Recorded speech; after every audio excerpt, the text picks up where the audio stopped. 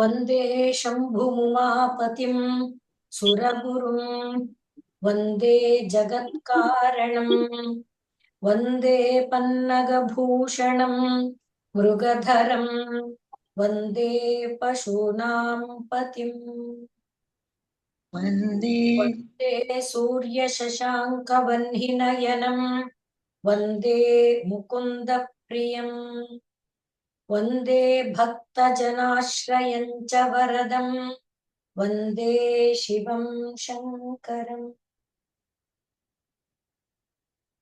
ಭವಾನಿ ಶಂಕರೌ ವಂದೇ ಶ್ರದ್ಧಾ ವಿಶ್ವಾಸರೂಪಿಣೌ ಯಾಭ್ಯಾಂ ವಿನಾ ನ ಪಶ್ಯಂತಿ ಸಿದ್ಧಾ ಸ್ವಾಂತಸ್ಥಮೀಶ್ವರಂ ಕರ್ಪೂರ ಗೌರಂ ಕರುಣಾವತಾರಂ ಸಂಸಾರಸಾರಂ ಭುಜಗೇಂದ್ರಹಾರಂ ಸದಾ ವಸಂತಂ ಹೃದಯಾರವಿಂದೇ ಭವಂ ಭವಾನಿ ಸಹಿತಂ ನಮಾಮಿ.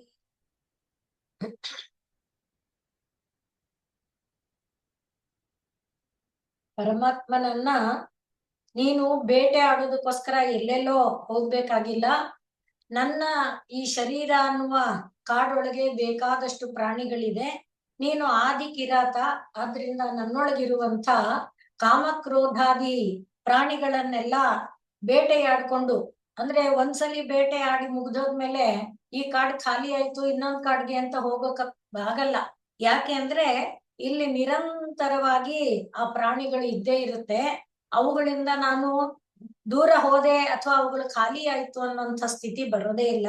ಆದ್ರಿಂದ ದೇವರೇ, ನೀನು ಈ ಕಾಡೊಳಗೆ ಸದಾ ಆದಿಕಿರಾತನಾಗಿ ಇರುವಂತ ಪ್ರಾರ್ಥನೆ ಮಾಡ್ಕೊಂಡಿದ್ದಲ್ಲದೆ, ಕಾಡೊಳಗೆ ಸಿಂಹ ಅಂತ ಒಂದು ಇದೆ ಅಂದ್ರೆ ಎಲ್ಲ ಪ್ರಾಣಿಗಳು ಹೇಗೆ ತಮ್ಮ ಒಂದು ಮಿತಿಯನ್ನ ಅರಿತು ಜೀವನ ನಡೆಸುತ್ತವೆ, ಹಾಗೆ ನೀನು ಈ ಒಂದು ವನದೊಳಗೆ ಅಥವಾ ಈ ಒಂದು ಗುಹೆಯೊಳಗೆ ನೀನು ಸಿಂಹ ರೂಪದಲ್ಲಿ ಇದ್ಬಿಟ್ರೆ ನಮ್ಮ ಇಂದ್ರಿಯಗಳು, ಕಾಮಕ್ರೋಧ ಲೋಭ ಮೋಹಾದಿಗಳು ಯಾವುದೇ ವಿಧವಾದ ಆಟ ಆಡುವಾಗ ಸ್ವಲ್ಪ ಹಿಂಜರಿಯುತ್ತೆ, ಭಯ ಪಡುತ್ತೆ.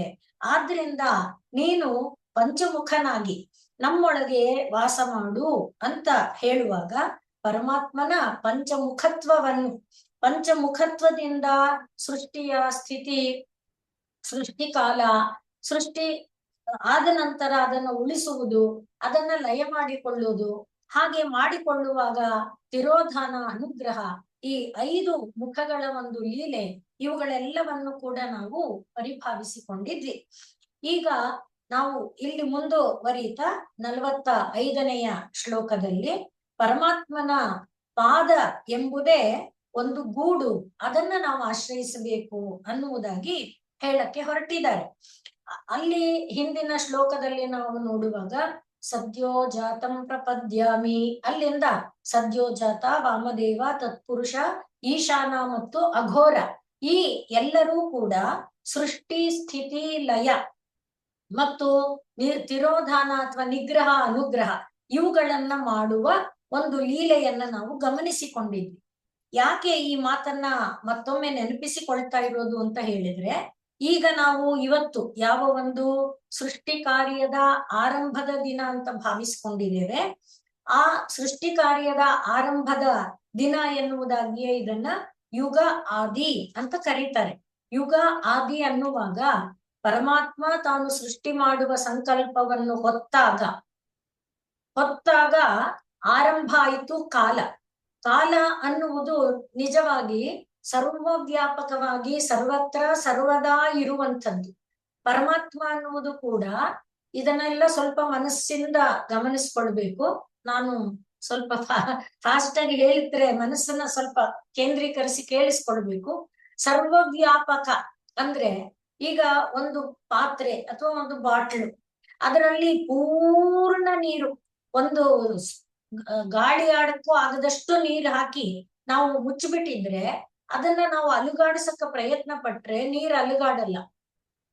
ಅದೇ ನೀರನ್ನ ಒಂದೇ ಒಂದು ಹನಿ ಅಥವಾ 1-2 ಹನಿ ಕೆಳಗ್ ಹಾಕಿ ಮುಚ್ಚಳ ಮುಚ್ಚಿದ್ರೆ ಅಲ್ಲಿ ಅಲುಗಾಡುವಿಕೆ ಕಾಣುತ್ತೆ. ಅಂದ್ರೆ ಪರಾತ್ಪರ ವಸ್ತು ಸರ್ವವ್ಯಾಪಕವಾಗಿದ್ದಾಗ ಅಲುಗಾಡುವಿಕೆ ಅನ್ನುವುದು ಬರೋದೇ ಇಲ್ಲ. ಅದು ಪೂರ್ಣ ಇದೆ.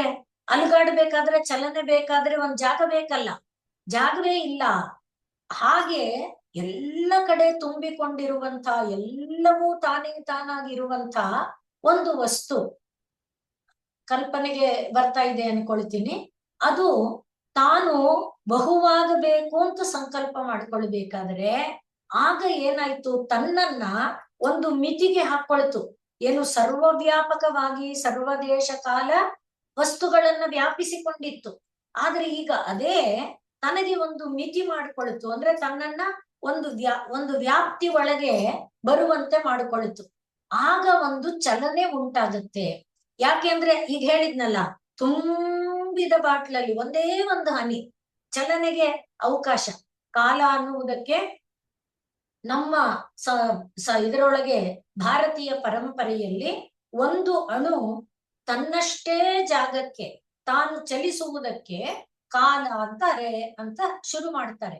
ಅಂದ್ರೆ ಅದು ಎಷ್ಟಾಗತ್ತೆ ಅಂದ್ರೆ 135ನೇ ಅಂಶ ಅಂದ್ರೆ 2/135 ಅಷ್ಟು ಸೆಕೆಂಡ್, ಅಷ್ಟು ಸಣ್ಣ ಅಂಶದಿಂದ ಕಾಲದ ಗಣನೆಯನ್ನ ಹೇಳ್ತಾರೆ. ಒಂದು ಅಣು, ಅದನ್ನು ನಾವು ಅನೇಕ ಬಾರಿ ಹೇಳ್ಕೊಂಡಿದ್ದೇವೆ. 250 ಎಲೆಗಳನ್ನ, ತಾವರೆಯ ಎಲೆಗಳನ್ನ ಜೋಡಿಸಿ ಅದಕ್ಕೆ ಎಲ್ಲವನ್ನ ಒಂದೇ ಹದದಲ್ಲಿ ಜೋಡಿಸಿ ಸೂಜಿ ಚುಚ್ಚಿದರೆ ಆಗ ಎಷ್ಟು ಒಂದು ಕ್ಷಣ ಹಿಂಗ ಅನ್ನುವೆಳಗ್ ಹೋಗ್ಬಿಟ್ಟಿರುತ್ತೆ. ಅದರಲ್ಲಿ ಒಂದು ಎಲೆಯಿಂದ 2ನೇ ಎಲೆಗೆ ಸೂಜಿ ಎಂಟರ್ ಆಗೋ ಕಾಲ ಎಷ್ಟು ಸಣ್ಣ ಅಂತ, ಅಂದ್ರೆ ಅಷ್ಟು ಪ್ರಿಸಿಷನ್, ಅಷ್ಟು ಇದಾಗಿ ಕಾಲವನ್ನ ಹೇಳ್ತಾರೆ.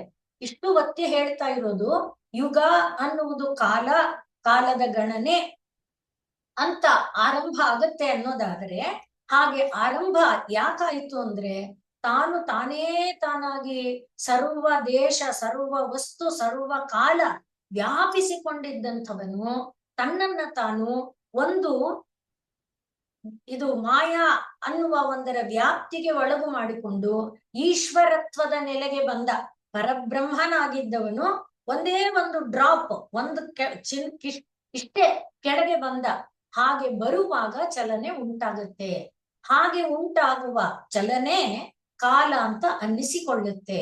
ಆ ಚಲನೆನೇ ಅಲುಗಾಡ್ತಾ ಅಲುಗಾಡ್ತಾ ಅಲುಗಾಡ್ತಾ ಈ ಮಾಯಾ ಒಂದು ಇದನ್ನ ಹಾಕಿಕೊಂಡಂತ ಪರಮ ಈಶ್ವರ ಅಂತ ಅನ್ನಿಸ್ಕೊಳ್ತಾನೆ.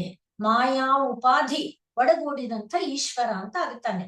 ಅವನು ಈ ಸೃಷ್ಟಿ ಕಾರ್ಯವನ್ನ ಮುಂದುವರಿಸುವಾಗ ಬ್ರಹ್ಮ, ವಿಷ್ಣು, ಈಶ್ವರ ಈ ರೀತಿ ಎಲ್ಲ ಬರುತ್ತೆ. ಇದು ಸುಮ್ಮನೆ ಆಗೋಗಿ ಬಿಡುವಂಥದ್ದಲ್ಲ.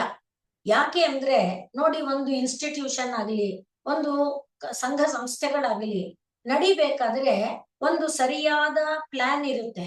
ಮತ್ತೆ ಟೈಮ್ ವೈಸು, ಡೇಟ್ ವೈಸು, ಮತ್ ಪ್ರಾಜೆಕ್ಟ್ಗಳಾಗಿ ಅಂದ್ರೆ ಇವತ್ತಿಗೆ ಇಷ್ಟ ಆಗ್ಬೇಕು, ಹೀಗಾಗ್ಬೇಕು.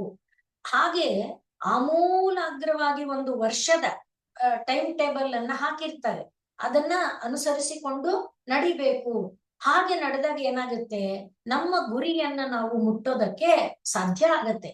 ಹಾಗೆಯೇ ಪರಮೇಶ್ವರ ತಾನು ಈ ಸೃಷ್ಟಿ ಎಂಬ ಕಾರ್ಯವನ್ನ ಸಂಯೋಜನೆ ಮಾಡಿಕೊಂಡು ಹೊರಡ್ಬೇಕಾದ್ರೆ, ಹಾಗೆ ಅವನು ಹೊರಡುವಾಗ ಈ ಯುಗ ಅಂದ್ರೆ ಈ ಒಂದಿದ್ದು ಯುಗ ಆಯ್ತಲ್ಲ 2, ಅದು ಯುಗದ ಆ ಎರಡಾದ ಸಮಯ ಇದೆಯಲ್ಲ, ಅದು ಯುಗ ಆದಿ. ಅಂದ್ರೆ ಒಂದು ಯಾವುದು ಪರಾತ್ಪರ ವಸ್ತು, ಒಂದೇ ಒಂದೇ ಒಂದೇ ಒಂದೇ. ಆ ಪರಾತ್ಪರ ಅನ್ನುವುದು ಮಾಯಾ ಉಪಾಧಿಯನ್ನ ತಗೊಂಡಾಗ 2 ಆಯ್ತು. ಮಾಯೆ ಉಪಾಧಿಗೆ ಆಶ್ರಯವಾದ ಈಶ್ವರ. ಹಾಗಾಗಿ ಆ 2 ಒಂದು ಯುಗ ಆಯ್ತಲ್ಲ, ಅದರ ಆರಂಭದ ಗಳಿಗೆಯನ್ನ ಯುಗಾದಿ ಅಂತ ಕರೀತಾರೆ. ಅಂದ್ರೆ ಕಾಲ ಆರಂಭವಾದ ಸ್ಥಿತಿ ಅದು. ಅಲ್ಲಿಯವರೆಗೆ ಅದೇ ನೋಡಿ, ಯಾರು ಪರಮಾತ್ಮನೊಳಗೆ ಒಂದಾಗ್ಬಿಟ್ಟಿರ್ತಾರೆ, ಯಾರು ಪರಮಾತ್ಮ ಭಾವವನ್ನ ಆನಂದದಿಂದ ಅನುಭವಿಸ್ತಿರ್ತಾರೆ, ಎಷ್ಟು ದೂರನೂ ಬೇಡ, ಗಾಢವಾದ ನಿದ್ದೆಲಿದ್ರೆ ಎಚ್ಚರ ಆದಾಗ ನೋಡಿದ್ರೆ, ಅಯ್ಯೋ 6 ಗಂಟೆ, ನಾ ಇನ್ನೂ ಈಗ ತಲೆ ಕೆಳಗಿಟ್ಟಿದ್ದೀನಿ ಅನ್ಸುತ್ತೆ. ಅಲ್ಲಿ ನೋಡಿ ಕಾಲ ಸತ್ತೋದಂಗೆ, ಕಾಲ ನಿಲುಗಡೆಗೆ ಬಂದಂತೆ ಭಾಸ ಆಗುತ್ತೆ ಅಲ್ವೇ. ಅಂದ್ರೆ ನಮ್ಗೆ ಜೀವನದಲ್ಲಿ ಅನುಭವ ಇದೆ. ಹಾಗೆ ಆ ಪರಾತ್ಪರ ವಸ್ತುವಿನ ಒಳಗೆ ಕಾಲ ಅಲುಗಾಡಲ್ಲ, ನಿಲುಗಡೆಗೆ ಬಂದ ರೀತಿಯಲ್ಲಿ ಇರುತ್ತೆ. ಅದು ಕಾಲ ಚಲನೆಗೆ ಬರುವುದು ಈ ಮಾಯಾ ಉಪಾಧಿ. ಹಾಗೆ ಅದು ಬಂದಾಗ ಅದೇನ ಮಾಡುತ್ತೆ, ಸರಿಯಾದ ಮೆಟ್ಟಲುಗಳನ್ನ ಹಾಕಿಕೊಂಡು ಅದು ವಿಕಾಸಗೊಳ್ಳುವುದಕ್ಕೆ ಬೇಕಾದ ವ್ಯವಸ್ಥೆ ಮಾಡಿಕೊಂಡು ಬರುತ್ತೆ.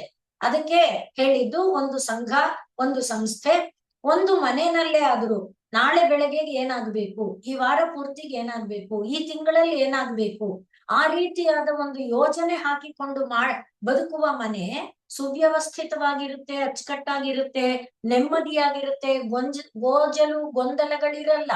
ಇಲ್ಲದೆ ಇದ್ರೆ ಆಗ ತಕ್ಷಣ ಓಡೋಗು, ಆಗ ಆ ರೀತಿ ಕುಣಿತ ಮತ್ತೆ ಟೆನ್ಷನ್ನು ಅವೆಲ್ಲ ಇರಲ್ಲ. ಅಚ್ಚುಕಟ್ಟಾದ ಒಂದು ವ್ಯವಸ್ಥೆಯನ್ನ ಮಾಡಿಕೊಂಡು ಆ ಪರಬ್ರಹ್ಮ ವಸ್ತು ಬರುತ್ತೆ ಅಂತ ಪುರಾಣಗಳು ಶಾಸ್ತ್ರಗಳು ಹೇಳುತ್ತೆ. ಆದ್ರಿಂದಲೇ ಈ ಸಂವತ್ಸರಗಳಿಗೆ ಹೆಸರು ಕೊಟ್ಟವ್ರು ಯಾರು, ಅದರ ಪ್ರಭಾವ ಏನು ಅಂದ್ರೆ ಅದನ್ನ ಯಾರು ಅಂತರಂಗದಲ್ಲಿ ಅನುಭವಿಸಿದರೋ, ಈಗ ಪರಾತ್ಪರ ವಸ್ತು ತಾನು ಒಂದಾದವನು ಯುಗವಾಗುವ ಒಂದು ಕಾಲ, ಹೀಗನ್ನುವ ಕ್ಷಣದ ಕಾಲ. ಈಗ ನಾ ಹೇಳಿದ್ನಲ್ಲ 2/135 ಸೆಕೆಂಡ್ ಅಂದ್ರೆ ಅಷ್ಟು 135 ಸೆಕೆಂಡಿನ 2 ಭಾಗ ಸೆಪರೇಟ್ ಮಾಡಿದ್ರೆ ಅಷ್ಟು ಸಣ್ಣ, ಅಷ್ಟು ಕಾಲದ ಒಂದು ಇದೆಯಲ್ಲ, ಅಂಥ ಒಂದು ವ್ಯವಸ್ಥೆ. ಅದು ಆ ಯುಗದ ಆದಿ. ಆ ಕಾಲ ಆರಂಭ ಆಗೋದು, ಆರಂಭ ಆದಂತೆ ಕಾಣೋದು, ಆರಂಭ ಆದಂತೆ ಭಾಸ ಆಗೋದು ಅಲ್ಲಿಂದ. ಆದ್ರಿಂದ ಹಾಗೆ ಬಂದಂತ ಯುಗಾದಿ ಏನು ಮಾಡ್ತು, ತಾನು ಹಂತ ಹಂತವಾಗಿ ಹೇಗೆ ವಿಕಾಸಗೊಳ್ಳಬೇಕು, ಯಾವ ರೀತಿ ಮುಂದುವರೆದ್ರೆ ಯುಗಗಳು ಯಾವುದು ಸ್ವಯಂಭುವ ಮನ್ವಂತರದಿಂದ ಮುಂದುವರೆದಂತ ಉತ್ತಮ, ತೈಜಸ, ಇದು ಚಾಕ್ಷುಷ, ರೈವತ ಇತ್ಯಾದಿ ಮನ್ವಂತರಗಳಾಗಿ ವಿಕಾಸಗೊಳ್ತಾ ಬರ್ಬೇಕಲ್ಲ, ಆ ಸ್ಥಿತಿಗಳು ಅಚ್ಚುಕಟ್ಟಾಗಿ ವ್ಯವಸ್ಥೆ ಆಗುವುದಕ್ಕೆ ಬೇಕಾದಂತೆ ಪ್ರಭವ, ವಿಭವ ಇತ್ಯಾದಿ ಒಂದು ಎಲ್ಲ ಹೆಸರುಗಳಲ್ಲಿ ವೈಶಿಷ್ಟ್ಯವನ್ನೇ ಇಟ್ಟುಕೊಂಡು ಅದು ಬರುತ್ತೆ. ಅದನ್ನ ಋಷಿಮುನಿಗಳು ತಮ್ಮ ಅಂತರಂಗದಲ್ಲಿ ಕಂಡು ಅದಕ್ಕೆ ಅವರುಗಳು ಯಾವ ಕಾಲದಲ್ಲಿ ಹೆಸರು ಕೊಟ್ರು ಅಂತ ನಮಗ್ ಗೊತ್ತಿಲ್ಲ. ಯಾಕೆ ಅಂದ್ರೆ ವೇದ ಕಾಲದಲ್ಲೂ ನಾವು ಕೆಲವು ಇದುಗಳನ್ನ ನೋಡ್ತೇವೆ.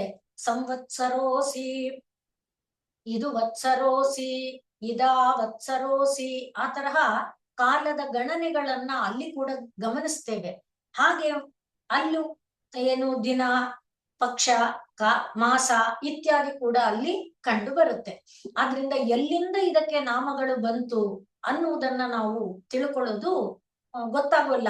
ಪುರಾಣಗಳು ಎಲ್ಲಕ್ಕೆ ಈಶ್ವರ ಮೂಲವಾಗಿ ಹೇಳುತ್ತೆ. ಅದಕ್ಕೆ ಈಗ ನಾ ಹೇಳಿದ್ದು, ಸೃಷ್ಟಿ ಮಾಡಬೇಕು ಅನ್ನುವಾಗ ತಾನು ಒಬ್ಬನಿದ್ದವನು ಯುಗ ಆದನಲ್ಲ, ಎರಡಾದನಲ್ಲ, ಆ ಗಳಿಗೆ ಹೀಗನ್ನುವಷ್ಟು ಗಳಿಗೆ, ಅಂಥ ಗಳಿಗೆ ಯುಗ ಆದಿ. ಈಗ ಈ ಹೆಸರುಗಳಲ್ಲಿ ನಾವು ಮುಂದುವರಿಸ್ಕೊಂಡು ಬಂದಾಗ ಸೃಷ್ಟಿಕಾಲ ಎಲ್ಲ ನಾವು ಬೇಕಾದಷ್ಟು ಸಲ ನೋಡಾಗ್ಬಿಟ್ಟಿದೆ, ಹೆಂಗ್ ಸೃಷ್ಟಿಯಾಗಿದೆ ಅನ್ನುವುದನ್ನ. ಹಾಗೆ ಬಂದಂಥ ಸೃಷ್ಟಿ ವಿಕಾಸದ ನೆಲೆಯಲ್ಲಿ ಈಗ ನಾವು ಪರಾಭವ ಎನ್ನುವ ಸಂವತ್ಸರಕ್ಕೆ ಬಂದ್ರೆ, ಪರಾಭವ ಅನ್ನುವುದು ಎಲ್ಲರ ಮನಸ್ಸಿನಲ್ಲಿ ಹೆಸರು. ಬರೀ ಪರಾಭವ ಅನ್ನೋ ಒಂದು ಶಬ್ದ ಇಟ್ಕೊಂಡು ಪರಾಭವ ಅಂದ್ರೆ ಸೋಲು ಅಂತ ಅರ್ಥ ಮಾಡ್ಕೊಂಡ್ರೆ ಅದು ಭ್ರಮೆಗೆ ವಿಷಯ ಆಗುತ್ತೆ. ಮತ್ತೆ ಒಬ್ಬನಿಗೆ ಸೋಲು ಆದ್ರೆ ಒಬ್ಬನಿಗೆ ಗೆಲುವು ಇದ್ದೇ ಇದೆ ಅಲ್ವಾ. ಯಾರು ಒಬ್ಬ ಸೋತ ಅಂದ್ರೆ ಇನ್ನೊಬ್ಬ ಗೆದ್ದಿರ್ತಾನೆ. ಆದ್ರಿಂದ ಪರಾಭವ ಅಂದಾಗ ಯಾರು ಅಳ್ಬೇಕು, ಯಾರು ನಗಬೇಕು, ಸುಮ್ನೆ ನಾವೇ ಕಲ್ಪನೆ ಮಾಡಿಕೊಂಡು ದುಃಖ ಪಡೋದಾಗ್ಲಿ, ನೋಯೋದಾಗ್ಲಿ ಸರಿಯಾದ ಅಂಶ ಅಲ್ಲ ಅಂತ ನನಗನ್ಸುತ್ತೆ.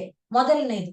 ಇನ್ನು ಪರಾಭವ ಅಂದ್ರೆ ಪ್ರತಿಯೊಂದು ಜೀವವೂ ಕೂಡ ಉತ್ಕೃಷ್ಟವಾದ ನೆಲೆಗೆ ಸಾಗಬೇಕು ಸಾಗಬೇಕು ಸಾಗಬೇಕು ಅನ್ನುವ ತತ್ವ.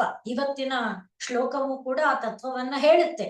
ಆದ್ರಿಂದ ನಮ್ಮ ಮನಸ್ಸನ್ನ ಉತ್ಕರ್ಷದ ಕಡೆಗೆ, ಔನ್ನತ್ಯದ ಕಡೆಗೆ ಕರೆದೊಯ್ಯಲು ಸಹಾಯ ಮಾಡುವಂತಹ ಕಾಲ ಇದಾಗಿದೆ. ಯುಗ ಆದಿ ಅನ್ನೋದೇ ಅದಕ್ಕೆ. ಇವತ್ತು ನಾವು ಸತ್ಸಂಕಲ್ಪಗಳನ್ನ ಮಾಡ್ಕೊಳ್ಬೇಕು. ನಾನು ಭಗವತ್ ಸ್ಮರಣೆಯಲ್ಲಿ ದಿವಸದಲ್ಲಿ ಒಂದೇ ಒಂದು ಕ್ಷಣವಾದ್ರೂ ಕಳೀತೇನೆ, ಅಷ್ಟು ಸಂಕಲ್ಪ. ನಾವು ಗಂಟೆಗಟ್ಲೆ ಸ್ತೋತ್ರ ಹೇಳ್ತೀವ್ರಿ, ನಿಜ. ಗಂಟೆಗಟ್ಲೆ ಸ್ತೋತ್ರ ಹೇಳಿದ್ರೆ ಎಷ್ಟು ಕ್ಷಣ ಮನಸ್ಸು ನಿಂತಿದೆ, ಆಗ ತಾನೇ ಅದರ ಪ್ರಯೋಜನ ಗೊತ್ತಾಗೋದು. ಹಾಗಾಗಿ ಸಂಕಲ್ಪ ಮಾಡಿಕೊಂಡು ಉತ್ತಮವಾದ, ಈಗ ಹೇಳಿದ್ವಲ್ಲ ಹೇಗೆ ಪ್ರಭು ತಾನು ಸೃಷ್ಟಿಯ ಮೆಟ್ಟಲುಗಳನ್ನ ಹಾಕಿಕೊಂಡು ಸರಿಯಾದ ಯೋಜನಾಬದ್ಧವಾದ ರೀತಿಯಲ್ಲಿ ಬರ್ತಾನೆ. ಹಾಗೆ ಇಡೀ ಸಂವತ್ಸರದ ಒಂದು ಯೋಜನೆ ನಮ್ಮ ಒಂದು ಇದರಲ್ಲಿ ಬರಬೇಕು ಅನ್ನುವುದು ಇವತ್ತಿನ ದಿನದ ಒಂದು ಹಿರಿಮೆ, ಗರಿಮೆ. ಹಾಗಾಗಿ ಇದು ಉನ್ನತವಾದ ಸಾಧನೆ.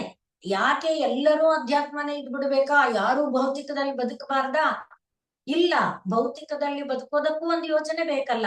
ನಾನೊಂದು ಪರೀಕ್ಷೆ ತಗೊಳ್ತೇನೆ, ಅಥವಾ ನಾನೊಂದು ಗ್ರಂಥ ಅಧ್ಯಯನ ಮಾಡ್ತೇನೆ, ಇವತ್ತು ಒಂದೊಂದು ದಿವಸಕ್ಕೆ ಇಷ್ಟಿಷ್ಟು ಅಧ್ಯಯನ ಮಾಡ್ತೇನೆ, ಇದಿಷ್ಟು ಪುಟ ಇದೆ, ಹಾಗೊಂದು ಸಂಕಲ್ಪ ಬೇಕ್ತಾನೆ. ಇಲ್ದೆ ಇದ್ರೆ ಇವತ್ತು 10 ಪುಟ ಓದ್ಬಿಟ್ಟೆ, ನಾಳೆ ಪುಸ್ತಕನೇ ತೆಗಿಲಿಲ್ಲ, ನಾಡಿದ್ದು ಪುಸ್ತಕ ಬೀರು ಒಳಗೆ ಸೇರೋಯ್ತು, ಇನ್ನೊಂದು 15-20 ದಿವಸ ಯಾರ್ಯಾರೋ ಬಂದ್ರು, ಏನೇನೋ ಆಯ್ತು. ಆ ರೀತಿ ಆಗಬಾರ್ದು. ಒಂದು ಅಚ್ಚುಕಟ್ಟಿನಲ್ಲಿ ಪ್ರತಿದಿನದ ಒಂದು ಶಿಸ್ತುಬದ್ಧವಾಗಿ ಅದು ವಿಕಾಸಗೊಳ್ಳಬೇಕು. ಹಾಗೆ ಭೌತಿಕವಾದ ಬದುಕೆ ಆಗಲಿ, ಪಾರಮಾರ್ಥಿಕವಾದ ಬದುಕೆ ಆಗಲಿ, ಅದು ಪರಾಭವ ಆಗುವುದಕ್ಕೆ ನಾವು ನಮ್ಮ ಚಿತ್ತವನ್ನ, ನಮ್ಮ ಮನಸ್ಸನ್ನ ಹೇಗೆ ಸಂಯೋಜನೆ ಮಾಡ್ಕೊಳ್ಬೇಕು ಅನ್ನುವ ತತ್ವ ಈ ಒಂದು ಸಂವತ್ಸರದ ತತ್ವ. ಯಾಕೆ ಅಂದ್ರೆ ನಾನು ಸುಮ್ಮನೆ ಕಲ್ಪನೆಯಿಂದ ಹೇಳ್ತಾ ಇಲ್ಲ. ಪಂಚಾಂಗವನ್ನ ನೀವುಗಳೆಲ್ಲ ನೋಡಿದ್ರೆ ಗೊತ್ತಾಗುತ್ತೆ, ಪಂಚಾಂಗ ಶ್ರವಣ ಕೇಳಿದ್ರೆ. ಇವತ್ತು ಗುರುವಾರ ಆರಂಭ ಆಗಿದೆ ಸಂವತ್ಸರ ಯಾವ ದಿನ ಆರಂಭ ಆಗುತ್ತೋ ಅವನು ಅಂದ್ರೆ ಇವತ್ತು ಗುರು ಅಧಿಪತಿ ಇದ್ದಾನೆ, ಸಂವತ್ಸರ ಪೂರ್ತಿ ಅವನು ಅಧಿಪತಿಯಾಗಿರ್ತಾನೆ. ಗುರು ಏನಂತ ತೋರಿಸ್ತಾನೆ? ನಾವ್ ಯಾವಾಗ್ಲೂ ಹೇಳ್ತೀವಲ್ವಾ, ಒಂದು ಉಪನಯನ ಆಗ್ಲಿ, ಒಂದು ಮದುವೆ ಆಗ್ಲಿ, ಯಾವುದೇ ಒಂದು ಗುರುದೇಶ ಬಂದಿದೆ, ಈಗ ನೀವು ಮುಂದುವರಿಬಹುದು ಹೇಳ್ತಾರಲ್ಲ. ಹಾಗೆ ಇಡೀ ಸಂವತ್ಸರ ಅವನ ಪ್ರಭಾವ, ಅವನೇ ಅಧಿಪತಿಯಾಗಿರುವಾಗ ನಾವು ಮತ್ತೆ ಯಾತಕ್ಕೆ ಕಂಗೆಡಬೇಕು ಅನ್ನೋದು ಯೋಚನೆ ಮಾಡ್ಕೊಳ್ಬೇಕು ನಾವು. ಇದನ್ನ ನಾನ್ ಹೇಳ್ತಿಲ್ಲ, ಪಂಚಾಂಗದಲ್ಲಿ ಪಂಚಾಂಗ ಶ್ರವಣ ಮಾಡಿದ್ರೆ ನಿಮ್ಗೆ ಗೊತ್ತಾಗುತ್ತೆ ಅಂತ ಈಗ ತಾನೇ ಹೇಳಿದೆ. ಒಬ್ಬನೇ ಇವನಿಗೆ ಗುರು ರಾಜ ಆಗಿದ್ದಾನೆ, ಅವನಿಗೆ ಸೇನಾಧಿಪತಿ ಚಂದ್ರ ಇದ್ದಾನೆ. ಚಂದ್ರ ಇದ್ರೆ ಯಾವಾಗ್ಲೂ ತಂಪು, ಸಮೃದ್ಧಿ, ಶಾಂತಿ, ಸಸ್ಯಾದಿಗಳು ಸಮೃದ್ಧವಾಗಿರುತ್ತೆ, ಬೆಳೆ ಸಮೃದ್ಧವಾಗಿ ಸಿಕ್ಕತ್ತೆ, ಏನೂ ಕೊರತೆ ಆಗಲ್ಲ. ಅವನು ಮೋಡಕ್ಕೂ ಕೂಡ ಅಧಿಪತಿಯಾಗಿದ್ದಾನೆ ಚಂದ್ರ. ಹಾಗಾಗಿ ಕಾಲ ಕಾಲಕ್ಕೆ ಮಳೆ ಬೆಳೆಗಳಾಗುತ್ತೆ. ಇನ್ನು ಅವನಿಗೆ ಶುಕ್ರ ಸಸ್ಯ ಅಧಿಪತಿಯಾಗಿದ್ದಾನೆ. ಶುಕ್ರ ಅಂದ್ರೂ ಅಷ್ಟೇ ಸಮೃದ್ಧಿಗೆ ಸಂಕೇತನಾಗಿ ಇರುವಂಥದ್ದು. ಬುಧ ಧಾನ್ಯಗಳಿಗೆ ಅಧಿಪತಿಯಾಗಿದ್ದಾನೆ. ಹಾಗಾಗಿ ಧಾನ್ಯದಲ್ಲೂ ಕೂಡ ಕೊರತೆ ಉಂಟಾಗಕ್ಕಾಗಲ್ಲ. ರವಿ ರಸಾಧಿಪತಿಯಾಗಿದ್ದಾನೆ. ರಸ ಇದುಗಳು ಅಂದಾಗ ಈ ಯಾವುದು ಕೆಮಿಕಲ್ಸ್ ಇತ್ಯಾದಿಗಳೆಲ್ಲ ಇರುತ್ತಲ್ವಾ, ಆ ಎಲ್ಲ ಪದಾರ್ಥಗಳು, ಎಣ್ಣೆ, ತೈಲ, ಈ ಎಲ್ಲವೂ ಕೂಡ, ಅವೆಲ್ಲಕ್ಕೂ ಕೂಡ ಯಾವುದೇ ವಿಧವಾದ ಕೊರತೆ ಉಂಟಾಗಲ್ಲ ಇತ್ಯಾದಿಯಾಗಿ ಹೇಳಿದ್ದಾರೆ. ಒಂದೇ ತೊಂದರೆಯಾಗಿ ಭಾಸ ಆಗೋದು ಅಂದ್ರೆ ರಾಜನಿಗೆ ಮಂತ್ರಿಯಾಗಿರುವಂತ ಕುಜ. ಈ ರೀತಿ ಅವನು ತೊಂದರೆಯನ್ನು ಉಂಟು ಮಾಡಬಹುದು. ಅದಕ್ಕೆ ಹೇಳಿದ್ದು, ಯಾವಾಗ್ಲೂ ಸುಖನೇ ಇರಕ್ಕಾಗತ್ತಾ? ಯಾವಾಗ್ಲೂ ನೋವೇ ಇರಕ್ಕಾಗತ್ತಾ? ಇಲ್ಲ, ಯಾರಿಗೂ ಅದು ಸಾಧ್ಯ ಇಲ್ಲ. ಮತ್ತೆ ಒಂದು ಕಡೆ ನೋವು ಆದ್ರೆ ಒಂದು ಕಡೆ ಆನಂದ ಇರುತ್ತೆ. ಅದರಲ್ಲಿ ಯಾವ ಭಾಗ ನಮ್ದು ಅನ್ನೋದನ್ನ ನಾವು ತಿಳ್ಕೊಳ್ಬೇಕು. ಅದಕ್ಕಾಗಿ ನಾವು ಯಾಕೆ ಕಂಗೆಡಬೇಕು? ಇಷ್ಟಾಗಿ ಅದು ಬಂದೇ ಬರುತ್ತೆ ತಾನೆ. ಬಂದೇ ಬರುವಾಗ ಕಂಗೆಡುವಂತ ವಿಚಾರ ಏನಿದೆ? ಅದಕ್ಕೋಸ್ಕರನೇ ಅಲ್ಲಿ ಏನು ಹೇಳ್ತಾ ಇದ್ದಾರೆ, ಈ ಚಂದ್ರ ಧಾರಣೆ ಪೋಷಣೆಗಳಿಗೆ ಅಧಿಪತಿಯಾಗಿ ಔಷಧಿ ವನಸ್ಪತಿಗಳು ಇರೋದ್ರಿಂದ ಔಷಧಿಭ್ಯೋನ್ನಂ ಅಂಥವನ ಸಹಾಯ ಇವನಿಗೆ ಇರುವಾಗ ನಾವು ಯಾವುದೇ ವಿಧವಾಗಿ ಚಿಂತೆ ಮಾಡಬೇಕಾಗಿಲ್ಲ ಅಂತ ಹೇಳಿ, ಒಂದು ನಾರಾಯಣ, ಈ ಚೈತ್ರ ಮಾಸದ ಅಧಿಪತಿಯಾಗಿರುವ ನಾರಾಯಣ ನಾಮವನ್ನ ನಿರಂತರ ಹೇಳ್ತಾ ಇದ್ರೆ, ನಾರಾಯಣ, ವಾಸುದೇವ, ವಿಷ್ಣು, ಇದು ವಿಷ್ಣು ಗಾಯತ್ರಿ. ನಾರಾಯಣಾಯ ವಿದ್ಮಹೇ ವಾಸುದೇವಾಯ ಧೀಮಹಿ ತನ್ನೋ ವಿಷ್ಣು ಪ್ರಚೋದಯಾತ್. ಅದು ಎಲ್ಲರಿಗೂ ಇಲ್ಲ. ಆದ್ರಿಂದ ನಾರಾಯಣ, ವಾಸುದೇವ, ವಿಷ್ಣು, ಅಚ್ಯುತ, ಅನಂತ, ಗೋವಿಂದ, ಮಾಂಪಾಹಿ, ಇಷ್ಟು ಹೇಳ್ತಾ ಇದ್ರೆ ಯಾವ ದುಷ್ಪ್ರಭಾವ ಮಾಸದ್ದು ಆಗೋದಿಲ್ಲ ಅಂತ ಕೂಡ ಇದೆ. ಇಷ್ಟು ನಾವು ಒಂದು ಯುಗ ಆಗಿದ್ದು ಅದನ್ನೆಲ್ಲ ಗಮನಿಸಿಕೊಂಡು ಬಂದಾಗ್ಲೇ ನಾವು ನೋಡೋದೇನು, ವಿಕಾಸ ಹೇಗಾಗ್ತಾ ಬಂತು, ಹಾಗೆ ಲಯವೂ ಕೂಡ. ಅಹಂಕಾರಂ ಮನೋಯಾತು ಮೋಹನಂ ಸರ್ವದೇಹಿನಾಂ ಅಹಂಕಾರಸ್ತತೋ ಬುದ್ಧಿರವ್ಯಕ್ತಮೇವ ಚ ಪ್ರಧಾನೇ ಪ್ರಕೃತಿಂಗ್ಯಾತೆ ಗುಣಸಾಮ್ಯೇ ವ್ಯವಸ್ಥಿತೆ ವಿಯೋಗ ಸರ್ವಕರಣೈರ್ಗುಣಭೂತೈಶ್ಚ ಮೇ ಭವೇತ್. ಆಗೇನ್ ಉಳಿಯುತ್ತೆ? ನಿಷ್ಕೈವಲ್ಯ. ಅದೇ ನಿಷ್ಕೈವಲ್ಯ ಆಗಿತ್ತು. ಹೀಗ್ ವಿಕಾಸ ಏನಾಯ್ತು? ಸತ್ವರಜ ತಮಸ್ಸಾಯ್ತು, ಬುದ್ಧಿ ಆಯ್ತು, ಅಹಂಕಾರ. ಅದಕ್ಕೆ ಇದನ್ನ ಹೇಳಿದ್ದು ಅಹಂಕಾರ ಅನೋಯಾತು. ಅದು ಮನಸ್ಸೇನಾಗ್ಬೇಕು? ಬುದ್ಧಿ. ಬುದ್ಧಿ ಮೊದಲು ಬಂದದ್ದು ಬುದ್ಧಿ, ಬುದ್ಧಿಯಿಂದ ಮನಸ್ಸು, ಮನಸ್ಸಿಂದ ಮುಂದಕ್ಕೆ ಎಲ್ಲ ವಿಕಾಸ. ಆದ್ರಿಂದ ಆ ಮನಸ್ಸನ್ನ ಸುವ್ಯವಸ್ಥಿತವಾಗಿ ಅಚ್ಚುಕಟ್ಟಾಗಿ ಇಟ್ಟುಕೊಳ್ಳುವುದಕ್ಕಾಗಿಯೇ ಯುಗಾದಿ ಅನ್ನೋದಿರೋದು. ಅವತ್ತು ನಾವು ಶುದ್ಧ ಸಂಕಲ್ಪವನ್ನ ಮಾಡಿಕೊಂಡು ಆ ಸಂಕಲ್ಪವನ್ನ ಎಷ್ಟು ಸಾಧನೆ ಮಾಡೋದಕ್ಕೆ ಸಾಧ್ಯ ಆಗುತ್ತೆ, ಎಷ್ಟು ಉಳಿಸಿಕೊಳ್ಳೋದಕ್ಕೆ ಬೆಳೆಸಿಕೊಳ್ಳೋದಕ್ಕೆ ಸಾಧ್ಯ ಆಗುತ್ತೆ, ಅದಕ್ಕೆ ಬೇಕಾದಂತ ಒಂದು ಸಂಕಲ್ಪಗಳನ್ನ ಮಾಡಿ ಅನುಷ್ಠಾನವನ್ನ ಮಾಡಬೇಕು ಅನ್ನುವುದು ಯುಗಾದಿ ಪರ್ವದ ವಿಶೇಷ. ಆದ್ರಿಂದ ಯುಗಾದಿಯ ದಿನ ಪರಾತ್ಪರ ವಸ್ತು ತಾನು ಒಂದು ಎರಡಾಗಿ ಹೇಗೆ ವಿಕಾಸಗೊಂಡು ಇಡೀ ಸಂವತ್ಸರವನ್ನು ಒಂದು ಅಚ್ಚುಕಟ್ಟಿನಲ್ಲಿ, ಒಂದು ಬಿಗಿಯಲ್ಲಿ, ಒಂದು ಶಿಸ್ತಿನಲ್ಲಿ ನಡೆಸುತ್ತೆ, ಅದೇ ರೀತಿಯಾಗಿ ನಮ್ಮ ಬದುಕು ಕೂಡ ಒಂದು ಶಿಸ್ತುಬದ್ಧವಾಗಿ, ಒಂದು ಸುವ್ಯವಸ್ಥಿತವಾಗಿ ಆಗಬೇಕು ಅನ್ನುವ ಸಂಕಲ್ಪವನ್ನ ಕೈಗೊಳ್ಳುವ ದಿನ ಯುಗಾದಿ ಹೊರತು ಏನೇನೋ ಮನಸ್ಸಿನಲ್ಲಿ ಕಂಗೆಡುವಂಥದ್ದು ಅಲ್ಲ. ಮತ್ತೆ ಬೇಡದ್ದು ಬಾರದ್ದನ್ನ ಚಿಂತನೆ ಮಾಡಿದ್ರಿಂದ ದೂರ ಹೊರಟೋಗುತ್ತೇನೋ. ಚಿಂತನೆ ಮಾಡೋ ಬದಲು ಭಗವತ್ ಸ್ಮರಣೆಯನ್ನ ಮಾಡ್ತಾ ಇದ್ರೆ ಭಾರ ಕಡಿಮೆ ಆಗುತ್ತೆ, ಬಾಧೆ ಕಡಿಮೆ ಆಗುತ್ತೆ. ಹಾಗಾಗಿ ಭಗವತ್ ಸ್ಮರಣೆಗೆ ನಾವು ಮನಸ್ಸನ್ನ ಕೊಟ್ಕೊಳ್ಬೇಕು ಅನ್ನುವುದೇ ಶಿವಾನಂದ ಲಹರಿಯಲ್ಲಿ ಇಷ್ಟು ಕಾಲ ನೋಡಿದ್ವಿ. ಈಗ ನಾವು ನೋಡಲು ಹೊರಟಿರುವಂತ ಒಂದು ಶ್ಲೋಕವೂ ಕೂಡ ಅದೇ. ಆದ್ರಿಂದ ಎಲ್ಲವೂ ಆರಂಭ ಆಗೋದು ಎಲ್ಲಿಂದ? ದ್ವಂದ್ವದಿಂದ. ಆ ದ್ವಂದ್ವ ಅದನ್ನೇ ಗೀತಾಚಾರ್ಯ ಮೊದಲಿಗೆ ಶುರು ಮಾಡುವಾಗ್ಲೇ ಹೇಳ್ತಾನೆ. ಏನಂತ? ಮಾತ್ರ ಸ್ಪರ್ಶ ಅಸ್ತು ಕೌಂತೆಯ ಶೀತೋಷ್ಣ ಸುಖ ದುಃಖದಾಹ. ಅವನು ಇದು ಶುರು ಮಾಡುವಾಗ್ಲೇ 3ನೇ ಶ್ಲೋಕನೇ ಅದನ್ನ ಹೇಳ್ತಾನೆ. ಮೊದಲನೇದಾಗಿ ಅಶೋಚ್ಯಾನನ್ವ ಶೋಚಸ್ತ್ವಂ ಹೇಳಿ, ಅಂತವಂತ ಇಮೇ ದೇಹಾಹ ಹೇಳಿ, ನೆಕ್ಸ್ಟ್ ಹೇಳೋದೇ ಮಾತ್ರ ಸ್ಪರ್ಶ ಅಸ್ತು ಕೌಂತೆಯ. ಮೊದಲಿಗೆ ಏನ್ ಹೇಳ್ತಾನೆ?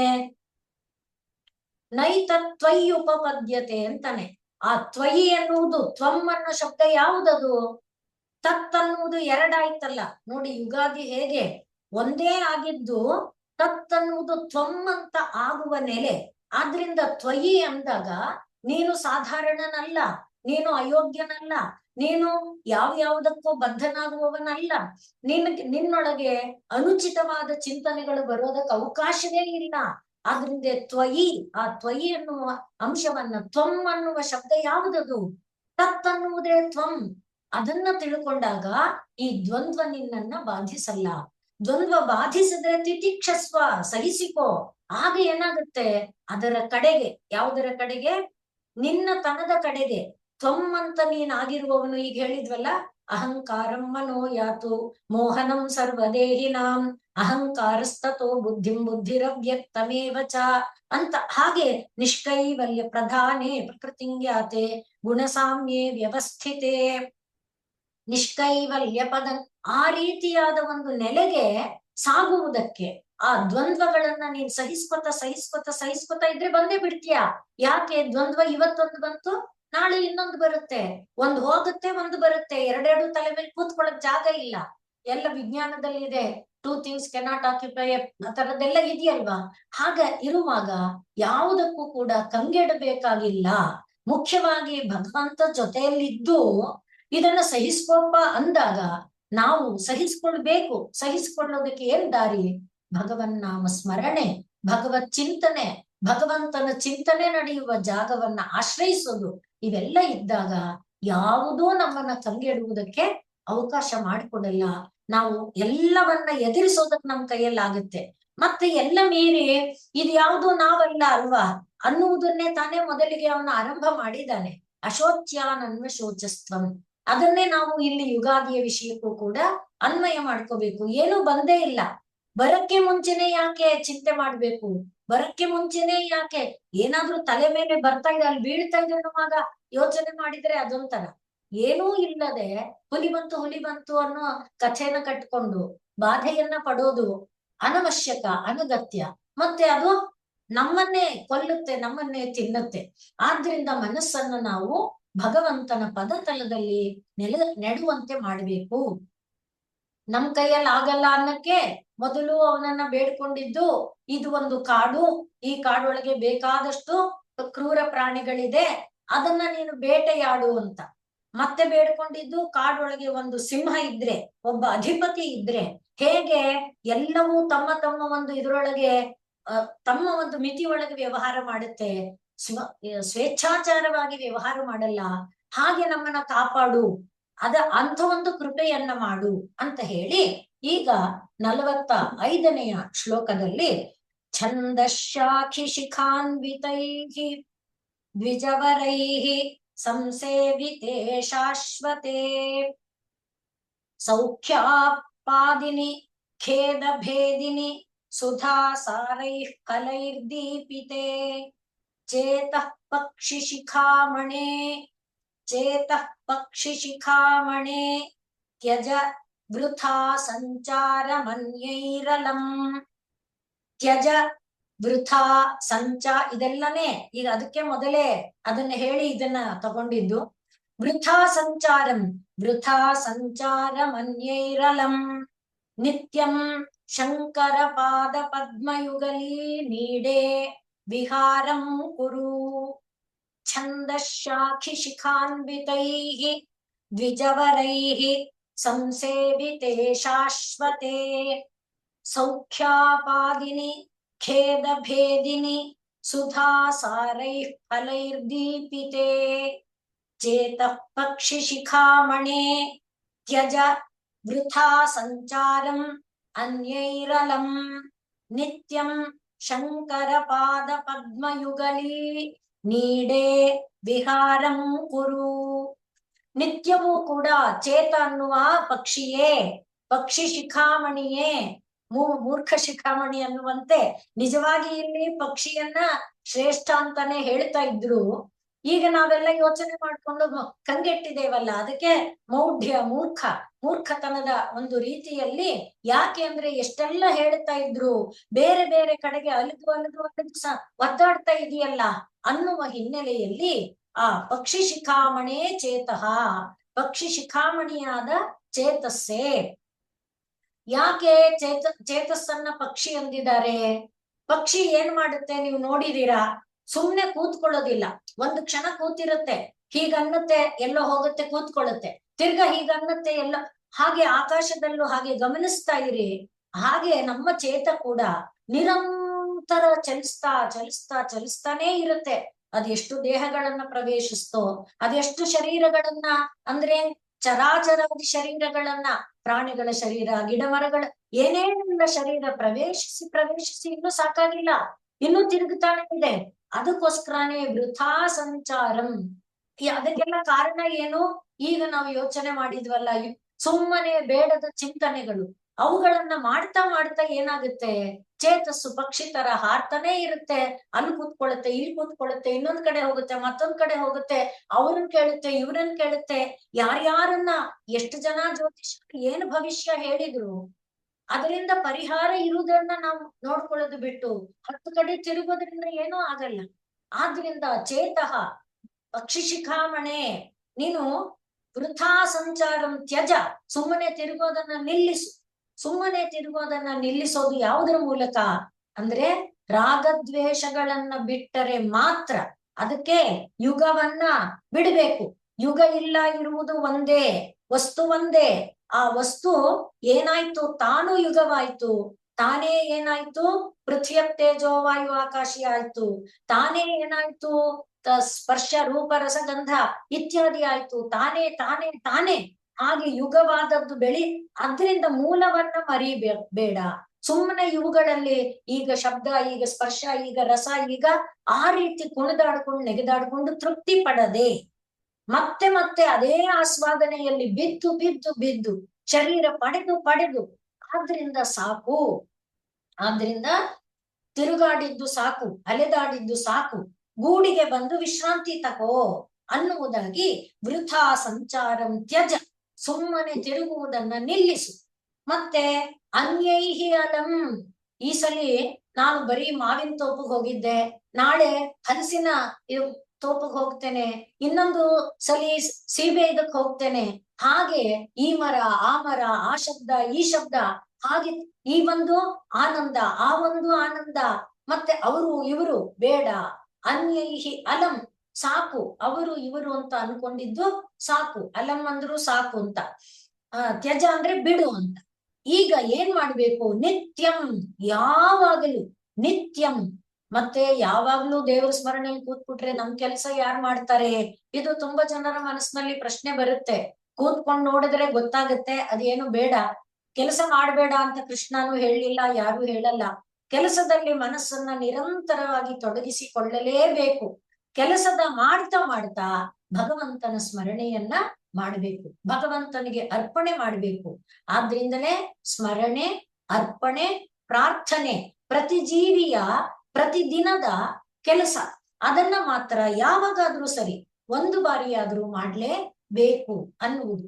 ಹಾಗಾಗಿ ನಿತ್ಯಂ ಅಂದಾಗ ಪ್ರತಿದಿನ ಅಂತ ಇಟ್ಕೊಂಡ್ರೆ ಸಾಕು. ಪ್ರತಿದಿನದಲ್ಲಿ ಯಾವಾಗಾದ್ರೂ ಒಂದು ಸಲಿ ಅವಾಗಂದ್ರೆ ಪರವಾಗಿಲ್ಲ, ನಮ್ಗೆಲ್ರಿ ಟೈಮು ಅನ್ಕೊಳ್ದೆ 1 ಸೆಕೆಂಡ್ ಮಾಡಪ್ಪ ಸ್ಮರಣೆ, ಅರ್ಪಣೆ, ಪ್ರಾರ್ಥನೆಗೆ ಎಷ್ಟು ಕಾಲ ಬೇಕಿಲ್ಲ, ಅಷ್ಟು ಕಾಲ ಕೂಡ ನಮ್ಮ ಮನಸ್ಸು ನಿಲ್ಲಲ್ಲ. ಅಷ್ಟು ಕಾಲ ಮನಸ್ಸನ್ನ ನಿಲ್ಲಿಸಿಕೊಳ್ಳುವ ಪ್ರಯತ್ನವನ್ನ ಮಾಡು ಎಂಬುದಾಗಿ ಇಲ್ಲಿ ಇಷ್ಟು ಕಾಲ ದೇವರನ್ನ ಬೇಡ್ಕೊಂಡ್ರು. ಈಗ ಚೇತಸ್ಸಿಗೆ ಹೇಳ್ತಾ ಇದ್ದಾರೆ, ಸ್ವಲ್ಪ ಪ್ರಯತ್ನ ಮಾಡಪ್ಪ. ಭಗವಂತನ ಪಾದ ಪದ್ಮಯುಗಳ ಅನ್ನುವ ನೀಡ, ನೀಡ ಅಂದ್ರೆ ಗೂಡು, ಆ ಗೂಡಿನೊಳಗೆ ವಿಹಾರಂ ಕುರು, ಅಲ್ಲಿ ಆನಂದದಿಂದ ವಿಹರಿಸು, ಅಲ್ಲಿ ಸೇರಿ ಹಾಯಾಗಿ ವಿಶ್ರಾಂತಿಯನ್ನ ತೆಗೆದುಕೋ ಅಂತ ಹೇಳಿದ್ರು. ಏನ್ ಲಾಭ? ಈಗ ನಾನು ಸಂಚಾರ ಮಾಡ್ತಾ ಇದ್ರೆ ಎಷ್ಟೋ ಜನ ಫ್ರೆಂಡ್ಸ್ ಆದ್ರು, ಸಂಚಾರ ಮಾಡ್ತಾ ಇದ್ರೆ ಎಷ್ಟೋ ಹೊಸ ಹೊಸ ದೇಶ ನೋಡಿದೆ, ಸಂಚಾರ ಮಾಡ್ತಾ ಇದ್ರೆ ಹೊಸ ಹೊಸ ದೇಶದ ಹೊಸ ಹೊಸ ಸಂಸ್ಕಾರಗಳು ಸಂಸ್ಕೃತಿಗಳ ಪರಿಚಯ ಆಯ್ತು, ಹೊಸ ಹೊಸ ದೇಶದ ಹೊಸ ಹೊಸ ಸಂಸ್ಕಾರಗಳಿಂದ ಹೊಸ ಹೊಸ ಅನುಭವಗಳಾಯ್ತು. ಹೀಗೆ ಬೇಕಾದಷ್ಟು ನೋಡಿ, ಇದೆಲ್ಲ ಚಯ, ಸಂಗ್ರಹ. ದೇಹ ಅಂದ್ರೆ ಅದೇ ದಿಹು ಉಪಚಯೆ ಅಂತ ಸಂಗ್ರಹ ಮಾಡ್ತಾ ಮಾಡ್ತಾ ಮಾಡ್ತಾ ಇರುತ್ತೆ. ಆದ್ರಿಂದಲೇ 10 ಕೋಟಿ ಜನ್ಮ ತಳೆದ್ರು ಇನ್ನೂ ಬಾಕಿ ಇರುತ್ತೆ. ಹಾಗೆ ಇದು ಕೇಳ್ತಾ ಇದೆ ಚೇತಃ ಪಕ್ಷಿ, ನಾನು 100 ಕಡೆ ಹೋದ್ರೆ ಇಷ್ಟೆಲ್ಲ ಲಾಭ ನಂಗಾಗತ್ತೆ, ಅಷ್ಟು ಜನರ ಪರಿಚಯ ಆಗುತ್ತೆ, ಅಷ್ಟು ಸಂಸ್ಕಾರ ಸಿಕ್ಕತ್ತೆ, ಅಷ್ಟೊಂದು ಫಲ ಸಿಕ್ಕತ್ತೆ, ಅಷ್ಟು ಜನ ನನ್ನ ಸ್ತುತಿ ಮಾಡ್ತಾರೆ, ನಿಜ. ಹೀಗೆ ನಿರಂತರ ಐಶ್ವರ್ಯ ಸಿಕ್ಕತ್ತೆ, ಏನೇನೋ ಇದೆ. ಹಾಗೆ ಬೆಳೀತಾ ಇರುವಾಗ ಈ ಶಂಕರನ ಪಾದಯುಗಲ ಅನ್ನುವ ಗೂಡು ಸೇರಿದ್ರೆ ಏನಾಗುತ್ತೆ ಅಂತ ಕೇಳಿದ್ರೆ ಹೇಳ್ತಾ ಇದ್ದಾರೆ, ಶಾಶ್ವತ ಅದು, ಮತ್ತೆ ಮತ್ತೆ ತಿರುಗುವಂತ ಅಗತ್ಯ ಇಲ್ಲ. ಅಲ್ಲಿ ಸೇರಿದ್ರೆ ನೀನು ಹೊಸ ಹೊಸ ಹೊಸ ಅಂತಿದೀಯಲ್ಲ, ದೇಶ ಕಾಲ ವಸ್ತು ಎಲ್ಲ ಅಲ್ಲೇ ಇದೆ. ಯಾಕೆಂದ್ರೆ ಅದೇ ಸರ್ವ, ಆದ್ರಿಂದ ಎಲ್ಲ ಅಲ್ಲೇ ಇದೆ. ಮತ್ತೆ ಇಲ್ಲೆಲ್ಲ ಆದ್ರೆ ಖರ್ಚಾಗೋಗುತ್ತೆ, ಖಾಲಿ ಆಗೋಗುತ್ತೆ. ಅಲ್ಲಿ ಖಾಲಿ ಆಗಲ್ಲ, ಶಾಶ್ವತವಾಗಿ ಯಾವಾಗೂ ಇರುತ್ತೆ. ಮತ್ತೆ ಇನ್ನೇನಾಗುತ್ತೆ? ಸುಖ ಸಿಕ್ಕತ್ತಪ್ಪ, ಇಲ್ಲೂ ಸಿಕ್ಕತ್ತೆ. ಇಲ್ಲಿ ಸಿಕ್ಕುವ ಸುಖ ಏನದು? ಆಗಮ ಅಪಾಯ, ಬರುತ್ತೆ ಹೊರಟು ಹೋಗುತ್ತೆ. ಆದ್ರೆ ಅಲ್ಲಿ ಹಾಗಲ್ಲ, ನಿತ್ಯವಾಗಿ ಸುಖ ಎಂಬುದೇ ಇರುತ್ತೆ. ಯಾವಾಗಲೂ ಸುಖ ಅಂದ್ರೆ ಅನುಕೂಲತೆಯ ವೇದನೀಯಂ ಅಂತ ಲಕ್ಷಣ ಹೇಳ್ತಾರೆ. ನಮಗೆ ಅನುಕೂಲಕರವಾದ ಒಂದು ಭಾವನೆ, ಅನುಭವ ಏನಿದೆ ಅದು ಸಿಕ್ಕತ್ತೆ ನಮಗೆ. ಹೇಗೆ ನೋಡಿ, ಬೆಳಗಿನಿಂದ ದುಡ್ದಿದೀವಿ, ಅಪ್ಪ ತಲೆ ಕೆಳಗಿಟ್ರೆ ಸಾಕು ಸೊಂಟ ಮುರಿದೋಗ್ತಾ ಇದೆ ಅನ್ಕೊಂಡು ಹೀಗೆ ತಲೆ ಕೆಳಗೆ ಕೊಟ್ಟಾಗ ಹಾಯಾಗಿ ನಿದ್ದೆ ಬಂದ್ಬಿಟ್ರೆ ಎಂಥ ಒಂದು ಆನಂದ, ಎಂಥ ಒಂದು ಹಗುರ. ಬೆಳಗ್ಗೆ ಎದ್ದಾಗ ನಮ್ಮ ಸ್ಥಿತಿ ಹೇಗಿರುತ್ತೆ? ಇದು ಒಂದು ಸಣ್ಣ ನಿದ್ದೆಯಲ್ಲಿ, ಆ ನಿದ್ದೆಯಲ್ಲೂ ಈ ಜೀವ ಅವನ ತನ್ನ ಮೂಲದ ಜೊತೆ ಸೇರಿದೆ, ಅದೇ ಗೂಡೊಳಗೆ ಸೇರಿದೆ. ಆದ್ರಿಂದ ನೆಮ್ಮದಿ. ಅದೇ ಕನಸು ಇತ್ಯಾದಿಗಳಿದ್ರೆ ಸೇರಿರಲ್ಲ, ಅಲ್ಲಿ ತಿರ್ಗಾ ಹೋರಾಟ, ಗುದ್ದಾಟ, ಏನೇನೋ ಇರುತ್ತೆ. ಆದರೆ ಸುಷುಪ್ತಿಯಲ್ಲಾದ್ರೆ ಈಗ ತಲೆ ಕೆಳಗಿಟ್ಟೆ ಈಗ್ಲೇ ಅಯ್ಯಪ್ಪ 6 ಗಂಟೆ 7 ಗಂಟೆ ಅನ್ನುವಂಥ ಒಂದು ಸ್ಥಿತಿ, ಅಂಥ ಒಂದು ಅನುಭೂತಿ ಇದೆಯಲ್ಲ, ಎಂಥ ಶಾಂತಿ, ಎಂಥ ನೆಮ್ಮದಿ. ಅಂಥ ನೆಮ್ಮದಿ ಸದಾ ಕಾಲಕ್ಕೆ ಇದೆ. ಮತ್ತಿನ್ನೇನಿದೆ? ಕಷ್ಟ ಎಲ್ಲ ದೂರ ಆಗ್ಬಿಡುತ್ತೆ. ಖೇದ ಭೇದಿನಿ, ಖೇದ ಅಂದ್ರೇನೆ ಸಂಸಾರ, ಸಂಸಾರ ಅಂದ್ರೆ ದುಃಖ, ದುಃಖ ಅಂದ್ರೆ ಸುಖ ದುಃಖ, ಮಾನ ಅಪಮಾನ, ಲಾಭ ನಷ್ಟ, ಜಯ ಅಪಜಯ, ಕೀರ್ತಿ ಅಪಕೀರ್ತಿ, ಹೀಗೆ ದ್ವಂದ್ವ. ಅದೇ ಯುಗ.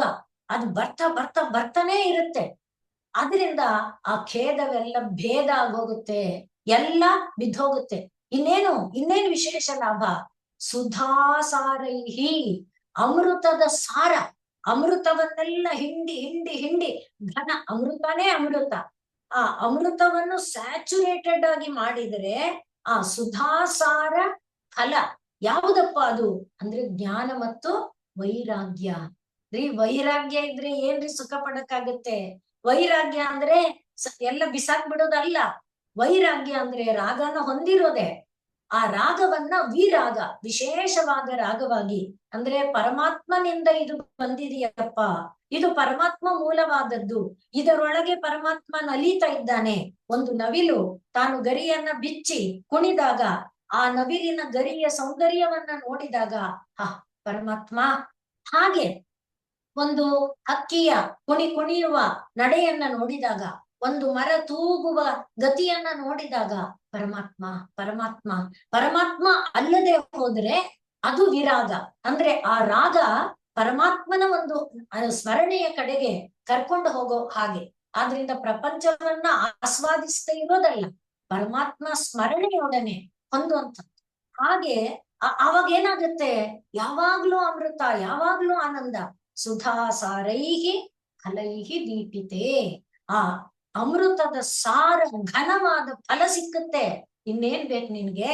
ಹಾಗಿರುವಾಗ ಅಂಥ ಶಂಕರನ ಪಾದಯುಗಳ ಎಂಬ ನೀಡವನ್ನ ಬಿಟ್ಬಿಟ್ಟು ಎಲ್ಲೆಲ್ಲೋ ಯಾಕೆ ತಿರುಗ್ತಾ ಇದೆಯಾ ಚೇತಸ್ಸೆ? ಅಲ್ಲಿ ಬಂದು ಸೇರು. ಈ ಶಂಕರನ ಪಾದಯುಗಳ ಅನ್ನೋದ್ರಲ್ಲಿ ನಾನು ಒಬ್ನೇ ಇರಕ್ ನಂಗೆ ಬೇಜಾರಾಗತ್ತೆ, ಬೋರ್ ಹೊಡೆಯುತ್ತೆ. ಇಲ್ಲ ಇಲ್ಲ, ದ್ವಿಜವರೈಹಿ ಸಂಸೇತೆ. ಎಷ್ಟೋ ಜನರಲ್ಲಿದ್ದಾರೆ. ಯಾರು ಈ ಇದು ಸಾಲೋಕ್ಯಾದಿ ಮುಕ್ತಿಯನ್ನ ಪಡೆದವರಿದ್ದಾರಲ್ಲ, ಎಷ್ಟೋ ಜನರಿದ್ದಾರೆ. ಅವರೆಲ್ಲರ ಒಂದು ಸಂಘ. ಅವರೆಲ್ಲ ಹೇಗ್ ಹೋದ್ರು ಅಂದ್ರೆ ಛಂದಶಾಖಿ ಶಿಖಾನ್ವಿತೈಹಿ, ವೇದ ಬೋಧಿತವಾದ ಧರ್ಮಗಳ ಅನುಷ್ಠಾನ ಮಾಡ್ತಾ, ಅದರ ತುದಿಯಾದ ಉಪನಿಷತ್ತಿನಲ್ಲಿ ಬೋಧಿತವಾದ ತತ್ವವನ್ನ ಅನುಷ್ಠಾನ ಮಾಡ್ಕೊಳ್ತಾ, ಅನುಭವಕ್ಕೆ ತಂದ್ಕೊಳ್ತಾ ಎಷ್ಟೋ ಜನರು ಅಲ್ಲಿದ್ದಾರಪ್ಪ. ಆನಂದ ಸಾಗರದಲ್ಲಿದ್ದಾರೆ. ವಿಕುಂಠ ಧಾಮಕ್ಕೆ ಹೋದರೆ ಎಷ್ಟೋ ಜನ, ಲಕ್ಷಾಂತರ ಜನ ಇದ್ದಾರೆ. ಎಲ್ಲರೂ ವಿಷ್ಣುನೇ. ಅಲ್ಲಿರೋರೆಲ್ಲ ವಿಷ್ಣು ಸ್ವರೂಪ. 4 ಕೈಗಳು, ಶಂಖಚಕ್ರ ಗದಾಧಾರಿಗಳು ವಿಷ್ಣುವಿನಂತೆನೇ ಇರ್ತಾರೆ.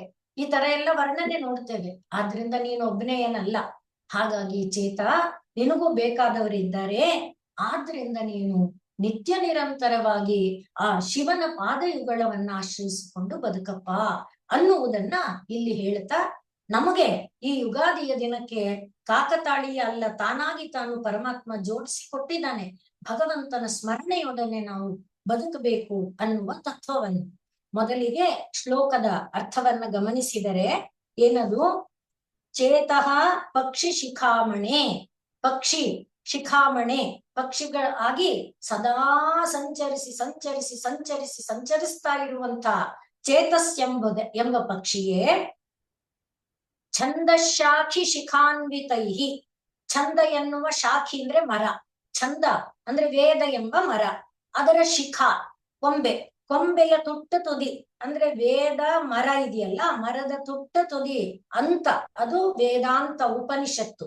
ಅಲ್ಲಿ ಅನ್ವಿತೈಹಿ ದ್ವಿಜವರೈಹಿ, ಅನೇಕ ಜನರು ಶುದ್ಧ ಸಂಸ್ಕಾರಗಳಿಂದ, ಶುದ್ಧ ಧರ್ಮಾದಿ ಅನುಷ್ಠಾನಗಳು, ವೇದ ಬೋಧಿತವಾದ ಧರ್ಮವನ್ನ ಅನುಷ್ಠಾನ ಮಾಡ್ತಾ ಆ ಪರಾತ್ಪರ ವಸ್ತುವನ್ನ ಅನುಭವಿಸ್ತಾ ಸಂಸೇವಿತೆ, ಅವರು ಆ ಪರಾತ್ಪರ ವಸ್ತುವನ್ನ ಸೇವಿಸ್ತಾ ಇದ್ದಾರೆ. ಹಾಗಿರುವ ಶಾಶ್ವತವಾದ ಸೌಖ್ಯಾಪಾದಿನಿ, ಸೌಖ್ಯವನ್ನ ತಂದುಕೊಡುವಂತ, ಖೇದ ಭೇದಿನಿ, ಖೇದವನ್ನ ದೂರ ಮಾಡುವಂತ, ಸುಧಾಸಾರೈಹಿ ಫಲೈಹಿ, ಸುಧ ಅಮೃತದ ಸಾರ, ಅಮೃತದ ಘನ ಸಾರವಾಗಿರುವಂತ ಫಲಗಳಿಂದ ಪ್ರಕಾಶಮಾನವಾಗಿರುವ, ಜಾಜ್ವಲ್ಯಮಾನವಾಗಿರುವ ಶಂಕರ ಪಾದ ಪದ್ಮಯುಗಲಿ, ಶಂಕರನ ಪಾದ ಜೋಡಿ, ಅದೇ ಯುಗ. ಒಂದಾಗಿ ಆ ಒಂದು ಎರಡು ಕಾಲು ಎಲ್ಲಿದೆ, ಒಂದೇ ವ್ಯಕ್ತಿ ಅಲ್ವೇ? ಹಾಗೆ ನೋಡಿ ಯುಗಾದಿ ಹೇಗೆ ಆ ಯುಗ ಒಂದಾಗಿ ಇರುವಂತ, ಇಲ್ಲಿ ಎಲ್ಲವನ್ನ ನೋಡಿ, ಎರಡು ಕಣ್ಣು ಒಂದು, ಎರಡು ಕಿವಿ ಒಂದು, ಆ ರೀತಿ ಆ ಯುಗಗಳು ಒಂದಾಗಿ ಇರುವಂತ ಆ ನೀಡದಲ್ಲಿ ನಿತ್ಯಂ ವಿಹಾರಂ ಕುರು, ಸದಾ ವಿಹರಿಸು. ಆದರೆ ವೃಥಾ ಸಂಚಾರಂ ತ್ಯಜ. ಬೋರ್ ಹೊಡಿತಾ ಇದೆ, ಒಂದ್ ರೌಂಡ್ ಹೊಡ್ಕೊಂಡ್ ಬರ್ತೀನಿ, ಬೇಜಾರಾಗ್ತಾ ಇದೆ, ಒಂದ್ ಸಿನಿಮಾ ಆ ರೀತಿ ವೃಥಾ ಸಂಚಾರಂ ತ್ಯಜ, ಬಿಟ್ಟು ಬಿಡು. ಮತ್ತೆ ಅನ್ಯೈಹಿ ಅಲಂ, ಅವರಿವರ ಹತ್ರ ಹೋಗ್ಬೇಡ, ಅಲ್ಲಿ ಇಲ್ಲಿ ತಿರುಗಬೇಡ, ಯಾವಾಗಲೂ ಕೂಡ ಈ ಒಂದು ನೀಡವನ್ನ ಆಶ್ರಯಿಸಿಕೊಂಡೇ ಇರು ಎಂಬುದಾಗಿ ಹೇಳ್ತಾ ಇದ್ದಾರೆ. ಇಲ್ಲಿ ಈ ಒಂದು ಚಿತ್ರ ನೋಡುವಾಗ ನಮಗೆ ಎರಡು ಇದು ಕಣ್ಣಿ ಮುಂದೆ ಬರುತ್ತೆ. ಮೊಟ್ಟ ಮೊದಲನೆಯದಾಗಿ ಚೇತಃ ಪಕ್ಷಿ ಶಿಖಾಮಣಿ ಅಂದ ಕೂಡ್ಲೆ ಮುಂಡಕ ಮತ್ತು ಶ್ವೇತಾಶ್ವತರ ಉಪನಿಷತ್ತು, ಶ್ವೇತಾಶ್ವತರ ನಾವು ಅಧ್ಯಯನ ಮಾಡಿದ್ದೇವೆ. ಅಲ್ಲಿ ದ್ವಾ ಸುಪರ್ಣ ಸಂಯುಜ ಸಖಾಯ ಸಮಾನಂ ವೃಕ್ಷಂ ಪರಿಶಸ್ವ ಜಾತೆ, ಅಲ್ಲಿ ತಯೋರನ್ಯ ಪಿಪ್ಪಲಂ ಸ್ವಾದು ಅತ್ತಿ. ಇವನೇ ಯಾರು? ಚೇತ ಶಿಖಾಮಣೆ. ಅವನು ಆ ಪಿಪ್ಪಲವನ್ನ ತಿಂತಾನೆ ಇದ್ದಾನೆ. ಅದು ಅವಿದ್ಯ, ರಾಗ, ದ್ವೇಷ, ಅಸ್ಮಿತ ಇವುಗಳಿಂದ ಅದು ತಿಂತ ಲಿಂಗ ಶರೀರ, ಉಪಾಧಿ ಶರೀರ ಬೆಳೀತಾನೆ ಇದೆ. ಆದ್ರಿಂದ ಅವನು ರಾಗದ್ವೇಷಗಳಿಗೆ ಒಳಗಾಗ್ತಿದ್ದಾನೆ, ಸುಖ ದುಃಖಗಳಿಗೆ ಒಳಗಾಗ್ತಾ ಇದ್ದಾನೆ, ಕಷ್ಟ ನಷ್ಟಗಳಿಗೆ ಒಳಗಾಗ್ತಾ ಇದ್ದಾನೆ. ಅವನು ಅನಶ್ನನ್ ಅಪರಹ, ಇನ್ನೊಬ್ಬ ಏನೂ ತಿಂದ ಕೂತಿದ್ದಾನಲ್ಲ, ಅವನನ್ನ ನೋಡಿ ಎಂದಿಗೋ ಒಂದು ದಿವಸ, ಅದರಿಂದಲೇ ಇಲ್ಲಿ ಅವನನ್ನ ನೆಕ್ಸ್ಟ್ ಶ್ಲೋಕದಲ್ಲಿ ಹೇಳ್ತಾರೆ ಅದನ್ನ, ಸಮಾನೇ ವೃಕ್ಷೇ ಪುರುಷೋ ನಿಮಗ್ನೋ ಅನೀಶಯ ಶೋಚತಿ ಮುಹ್ಯತೆ. ತನ್ನ ಈ ಅವಿದ್ಯಾ ರಾಗದ್ವೇಷಾದಿಗಳ ಮೇಲೆ ನಿಯಂತ್ರಣ ಇಲ್ಲದೆ ಸುಮ್ಮನೆ ದುಃಖ ಪಡ್ತಾನೆ, ಸುಮ್ಮನೆ ಕಷ್ಟ ಪಡ್ತಾನೆ, ಸುಮ್ಮನೆ ತಿರುಗಿ ಬಾಧೆಗೆ ಒಳಗಾಗುತ್ತಾನೆ. ಆದ್ರೆ ಜುಷ್ಟಂ ಯದಾ ಪಶ್ಯತಿ, ಮೇಲೆ ಕೂತಿರೋನು ಆನಂದ ತಿಂದಿದ್ದಾನೆ, ಅವನೇನು ತಿನ್ನೋದೇ ಇಲ್ಲ, ಅವನು ಯಾವುದರ ಅವಿದ್ಯಾ ರಾಗದ್ವೇಷಗಳ ಪ್ರಭಾವಕ್ಕೆ ಒಳಗಾಗ್ತಾನೇ ಇಲ್ಲ ಅನ್ನುವುದನ್ನ, ಅಸ್ಯ ಮಹಿಮಾನಂ, ಯಾವಾಗ ಆ ಮಹಿಮೆಯನ್ನ ತಿಳಿತಾನೆ ಆಗ ಅವನು ವೀತ ಶೋಕ ದುಃಖರಹಿತನಾಗ್ತಾನೆ. ಅಂದ್ರೆ ತಿರುಗಿ ಬಂದು, ಅದಕ್ಕೆ ಇಲ್ಲಿ ಚೇತ ಪಕ್ಷಿ ಶಿಖಾಮಣಿ ಅಂದಿರೋದು ಅದಕ್ಕೆ. ಎಷ್ಟು ಸಲಿ ತಿರುಗಿದ ಮಾತ್ರಕ್ಕೆ ನಿನ್ಗೇನೂ ಅನುಭವ ಬರ್ಲೇ ಇಲ್ವಾ, ಏನೂ ಗೊತ್ತಾಗ್ತಾನೆ ಇಲ್ವಾ ಅಂತ.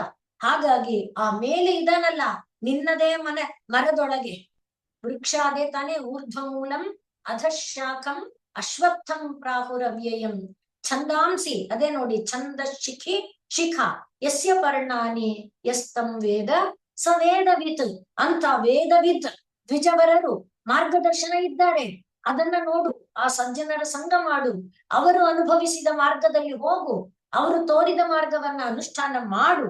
ಆಗ ಏನಾಗುತ್ತೆ, ಜುಷ್ಟಂ ಯದಾ ಪಶ್ಯತ್ಯನ್ಯಮೀಶಂ, ಆಗ ಅವನು ಅಸ್ಯ ಮಹಿಮಾನಂ, ಆಗ ವೀತ ಶೋಕ ಭವತಿ. ಇದು ಎರಡು ಶ್ಲೋಕ ಮುಂಡಕದಲ್ಲೂ ಶ್ವೇತಾಶ್ವತರದಲ್ಲೂ ಹಾಗೆ ಇದೆ.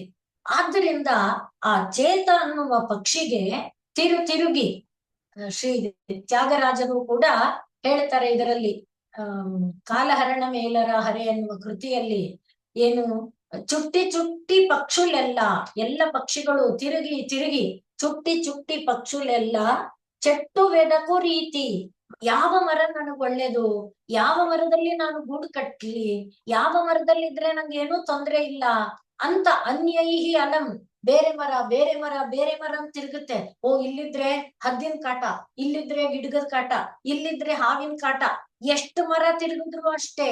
ಆದ್ರಿಂದ ಚುಟ್ಟಿ ಪಕ್ಷುಲೆಲ್ಲ ಚೆಟ್ಟು ವೆದಕು ಅಂದ್ರೆ ಹುಡುಕೋದು, ಚೆಟ್ಟು ವೆದಕು ರೀತಿ ಭುವಿನಿ ಚುಟ್ಟಲೇಕ, ಈ ಪ್ರಪಂಚದಲ್ಲಿ ಸುತ್ತಲಾರದೆ ದೇವರೇ, ನಾನು ನೀ ಪದವು ಪಟ್ಟುಕೊನ್ನ, ನಿನ್ನ ಪಾದ ಹಿಡ್ಕೊಂಡಿದ್ದೀನಪ್ಪ, ನನ್ನ ಬ್ರೋವ, ನನ್ನ ಕಾಪಾಡು ಅಂತ ಹೇಳ್ತಾರೆ.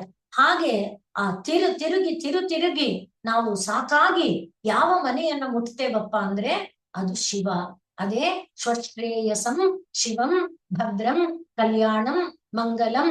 ಅಲ್ಲೇನಿದೆ, ಪ್ರಪಂಚೋಪಶಮಂ, ಪ್ರಪಂಚ ಇಲ್ಲ, ರಾಗದ್ವೇಷಗಳಿಲ್ಲ, ಸುಖ ದುಃಖಾದಿಗಳಿಲ್ಲ, ಒಂದೇ ನಿದ್ದೆ. ಅದನ್ನೇ ನೆನಪು ಮಾಡ್ಕೊಂಡ್ರೆ ಸಾಕು. ಎಂಥ ಹಾಯಿ ನೋಡಿ, ಅಲ್ವೇ? ಅಂಥ ಹಾಯಿ ನಿರಂತರ ಇರುತ್ತಲ್ಲ, ಅಂಥ ಒಂದು ನೆಲೆ. ಆದ್ರಿಂದಲೇ ಅದು ಸುಧಾಸಾರ ಫಲ ಅನ್ನುವುದನ್ನ, ಆ ಸುಧಾಸಾರ ಫಲದ ಆ ಅಮೃತದ ಸಾರವನ್ನ ಹಿಂಡಿ ಹಿಂಡಿ ಘನ ಮಾಡಿರುವಂತ ಜಾಗ, ಅಂಥದನ್ನ ನೀನು ಆಶ್ರಯಿಸಪ್ಪ. ಆದ್ರಿಂದಲೇ ನೀಡ ಅಂದ್ರೆ, ನೀಡ ಅನ್ನುವುದು ಗೂಡು ಅನ್ನೋ ಅರ್ಥ ಇದ್ದರೂ ಕೂಡ, ನಿತರಾಂ ಈಡ್ಯತೆ, ಈಡ್ಯತೆ ಅಂದ್ರೆ ಪೂಜ್ಯತೆ, ಸ್ತುತ್ಯತೆ, ಯಾವಾಗಲೂ ಎಲ್ಲ ರೀತಿಯಿಂದಲೂ ಸ್ತೋತ್ರಗೊಳಿಸಲ್ಪಡುವುದು, ಸ್ತೋತ್ರಗೊಳ್ಳಲ್ಪಡುವುದು ಯಾವುದೋ ಅದು ನೀಡ. ಆ ನೀಡ ಯಾವುದು ಅಂದ್ರೆ ಯಾವಾಗ್ಲೂ ಎಲ್ಲರಿಂದ ಸ್ತೋತ್ರಕ್ಕೆ ಒಳಗಾಗುವ ನೀಡ ಯಾವುದು? ಅದು ಅಂದ್ರೆ ಶಿವ. ಆ ಶಿವ ಅಂದ್ರೆ ಏನು? ಅಲ್ಲಿ ಪ್ರಪಂಚದ ಸ್ಪರ್ಶನೇ ಇಲ್ಲ, ಕನಸುಗಳಿಲ್ಲ, ನನಸುಗಳಿಲ್ಲ, ರಾಗದ್ವೇಷಗಳಿಲ್ಲ. ಏನಿದೆ? ಸುಧಾಸಾರ, ಬರೀ ಜಡ್ಡು ಒಣಕು ಇಲ್ಲ ಇಲ್ಲ, ಸುಧಾಸಾರ ಜಿನುಗುತ್ತಾ ಇರುವ ರಸ, ಜಿನಿ ಜಿನಿ ಜಿನಿ ಜಿನಿ ಯಾವಾಗ್ಲೂ ರಸ ತುಂಬಿರುವಂತ ಒಂದು ನೆಲೆಯಪ್ಪ ಅದು. ಆದ್ರಿಂದಲೇ ಸುಧಾಸಾರ ಯುಗಲಂ. ಆ ರೀತಿಯಾದ ಆ ನೀಡ, ಶಿವ ಎಂಬ ನೀಡದ ಒಳಗೆ. ಆದ್ರಿಂದಲೇ ಆ ಶಿವ ಎನ್ನುವುದು ಎಂತಹುದು, ಎಲ್ಲಿದೆ? ಅದನ್ನೇ ನಾವು ನೆನ್ನೆ ನೋಡಿದ್ದು. ವಿಶ್ವಂ ಭೂತಂ ಭುವನಂ ಚಿತ್ರಂ ಬಹುಧಾ ಜಾತಂ ಜಾಯಮಾನ ಯತ್ ಸರ್ವೋ ಹ್ಯೇಷ ರುದ್ರಸ್ತಸ್ಮೈ ರುದ್ರಾಯ ನಮೋ ಅಸ್ತು. ಆ ಅನುಭವವನ್ನ ನೀಡ ಅನ್ನುವುದಕ್ಕೆ ಮಹಾನಾರಾಯಣ ಉಪನಿಷತ್ತು ತೈತ್ರಿಯದ ಒಂದು ಇದರಲ್ಲಿ ನಾವು ನೋಡ್ತೇವೆ. ವೇನಸ್ತತ್ ಪಶ್ಯನ್ ವಿಶ್ವ ಭುವನಾನಿ ವಿದ್ವಾನ್. ಈಗ ಈ ಚೇತ ಅನ್ನುವ ಪಕ್ಷಿ ಹೇಗೆ ತಿರುಗಿ ತಿರುಗಿ ತಿರುಗುತ್ತೋ ಹಾಗೆ ವೇನ ಅನ್ನುವಂಥ ಒಬ್ಬ ಗಂಧರ್ವ, ಅವನು ವೇನಸ್ತತ್ ಪಶ್ಯನ್, ಅವನು ನೋಡ್ದ. ಸುಮ್ಮನೆ ಹೇಳ್ತಿರೋದಲ್ಲ, ಇದು ಯಾವಾಗ್ಲೂ ಪ್ರಶ್ನೆ ಇರೋದು ಭಾರತದಲ್ಲಿ, ಸುಮ್ನೆ ಗೊಡ್ಡು ಹೇಳ್ತಾರೆ ಅಂತ ಇಲ್ಲ. ಎಲ್ಲ ಉಪನಿಷತ್ತನ್ನ ನೋಡಿ, ಏನದು ಟೆಸ್ಟೆಡ್ ಅಂಡ್ ಸರ್ಟಿಫೈಡ್. ನೀನ್ ನೋಡಿದ್ಯಲ್ವಾ, ನೀ ಹೇಳು. ಇಲ್ಲ ಇಲ್ಲ ನಾನ್ ನೋಡಿಲ್ಲ, ಅವರಂತೆ. ನೀನು ಇಲ್ಲ ಇಲ್ಲ ಅವರಂತೆ ಅಲ್ಲ, ನಾನ್ ನೋಡಿದ್ದೇನೆ. ವೇದಾಹಮೇತಂ, ನಾನ್ ನೋಡಿದ್ದೇನೆ. ಹಾಗೆ ಇಲ್ಲಿ ವೇನಸ್ತತ್ ಪಶ್ಯನ್. ನಾವು ಛಾಂದೋಗ್ಯದಲ್ಲಿ ಎಲ್ಲ ಕಡೆಯಲ್ಲಿ ನೋಡ್ತೇವೆ. ನೀ ನೋಡಿದೀಯಲ್ಲಪ್ಪ, ನೀ ಹೇಳು. ಹೌದು ನಾನ್ ನೋಡಿದ್ದೇನೆ, ಇದೇ ತರ ಅಂತ ಹೇಳ್ತಾರೆ ಹೊರತು ಇಲ್ಲ ಇಲ್ಲ ನಾನ್ ನೋಡಿಲ್ಲ, ಅವ್ರು ಹೇಳಿದ್ರು ಅಂತ ಹೇಳಿದ್ದಿಲ್ಲ ಅಲ್ಲಿ. ಆದ್ರಿಂದ ಟೆಸ್ಟೆಡ್ ಅಂಡ್ ಸರ್ಟಿಫೈಡ್ ಅನ್ನುವಾಗ ನಾನೇ ಸಾಕ್ಷಿ, ನಾನೇ ಎಕ್ಸ್ಪೆರಿಮೆಂಟ್, ನಾನೇ ಲ್ಯಾಬ್ ಹೇಳ್ತಾ ಇದ್ದಾನೆ. ವೇನಸ್ತತ್ ಪಶ್ಯನ್ ವಿಶ್ವ ಭುವನಾನಿ ವಿದ್ವಾನ್. ಅದನ್ನೇ ವಿಶ್ವಂ ಭೂತಂ ಭುವನಂ ಚಿತ್ರಂ ಬಹುಧಾ ಜಾತಂ ಜಾಯಮಾನಂ ಚ ಯತ್. ಅಲ್ಲಿ ಸದ್ಯೋಜಾತದ ರೂಪದಲ್ಲಿ ವಿಸ್ತಾರವಾಗಿ ನಿನ್ನೆ ಇದ್ದಿದ್ದು, ಇವತ್ತಿರುವುದು, ನಾಳೆ ಆಗು ಎಲ್ಲ ಎಲ್ಲ ಎಲ್ಲ ಅದನ್ನ ಅವನು ವೇನಃ ಪಶ್ಯನ್ನ, ಬರೀ ಒಂದಲ್ಲ, ಭುವನಾನಿ ಪಶ್ಯನ್ನ, ಲೋಕಗಳನ್ನ ಬರೀ ನೋಡ್ಲಿಲ್ಲ, ವಿದ್ವಾನ್ ಎಲ್ಲದರ ಒಳಗಡೆ. ಈಗ ನಾವು ಹೇಳಿದ್ವಲ್ಲ, ಒಂದು ಗಿಡ ತೂಗಿದಾಗ, ಒಂದು ಎಲೆ ಅರಳಿದಾಗ, ಒಂದು ಪುಷ್ಪ ವಿಕಾಸಗೊಂಡಾಗ, ಅದರಿಂದ ಮಕರಂದ ಬಂದಾಗ, ಪರಿಮಳ ಬಂದಾಗ, ಏನೆಲ್ಲ ಒಂದು ನದಿ ಹರಿದಾಗ, ದೇವರೇ ದೇವರೇ ಅದು ಅವನು ನೋಡ್ ವಿದ್ವಾನ್ ತಿಳ್ಕೊಂಡಿದ್ದಾನೆ. ಯತ್ರ ವಿಶ್ವಂ ಭವತ್ಯೇಕ ನೀಡಂ. ಅವನು ನೋಡ್ದ ಎಲ್ಲ ವಿಶ್ವವೂ ಕೂಡ ಏಕ ನೀಡಂ.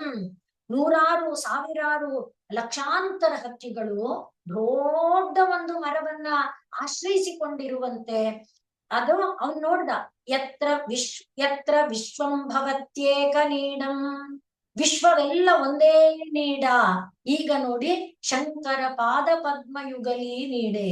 ಎಲ್ಲ ಎಲ್ಲಿಂದ ವಿಕಾಸ ಆಯ್ತು? ಯುಗದ ಆದಿಗೆ ಎಷ್ಟು ಹೊಂದಿಕೆ ಇದೆ ನೋಡಿ. ಆ ಏಕವಾಗಿದ್ದ ವಸ್ತು ಯುಗವಾಗಿ ವಿಕಾಸಗೊಂಡಿತು. ಈಗ ಎಲ್ಲ ಏನದು? ಪೃಥ್ವೀಂ ಯಾತು ಮೇಘ್ರಾಣಂ ಯಾತು ಮೇರಸನಾಜಲಂ ರೂಪಂ ಹುತಾಶನಂ ಯಾತು ಸ್ಪರ್ಶೋ ಯಾತು ಚ ಮಾರುತಂ ಶ್ರೋತ್ರಂ ಆಕಾಶಮಪ್ಯೇತು ಮನಸ್. ಹಾಗೆ ಎಲ್ಲ ಯುಗದ ಒಂದು ಇದ್ದದ್ದು ವಿಕಾಸ ಆಗ್ತಾ ಬಂತು. 2, 4, 6, 8, 10 ಹೀಗೆ. ಈಗ ಒಂದು 10ರಿಂದ ಹಿಂದಿಂದಕ್ಕೆ ಬಂದಾಗ ಆ ಯುಗ ಆದಿ ಯುಗವಾದದ್ದು ಯುಗವು ಆದಿಯಾಗೋದು. ಆದ್ರಿಂದಲೇ ಯುಗ ಯುಗಾದಿ ಕಳೆದರು, ಅದು ನಿರಂತರ. ಅದಕ್ಕೆ ಆಗಮಾಪಾಯಿನಃ. ಇವತ್ತು ಪರಭವ ಹೋದ್ರೆ ನಾಳೆ ಇನ್ನೊಂದು ಭವ ಬರುತ್ತೆ, ಅದಕ್ಕೆ ಯಾಕೆ ನೀನು ಕಂಗೆಡ್ಬೇಕಾದದ್ದು? ಅದನ್ನ ಅವನು ಹೇಳೋದು. ಇದು ತಿರುಗುತ್ತಾನೆ ಇರುತ್ತೆ, ಅದಕ್ಕೆ ಯೋಚನೆ ಮಾಡ್ಬೇಡ, ಆ ಭಗವತ್ ತತ್ವವನ್ನ ಹಿಡ್ಕೋ. ಆದ್ರಿಂದಲೇ ಅಲ್ಲಿ ಅವನು ಹೇಳುವಾಗ ವೇನಸ್ತತ್ ಪಶ್ಯನ್ ವಿಶ್ವ ಭುವನಾನಿ ವಿದ್ವಾನ್ ಯತ್ರ ವಿಶ್ವಂ ಭವತ್ಯೇಕನೀಡಂ ಯಸ್ಮಿನ್ ಇದಗಂ. ಆ ನೀಡದಲ್ಲಿ ಏನ್ ನೋಡ್ದ? ಯಸ್ಮಿನ್ ಇದಗಂ.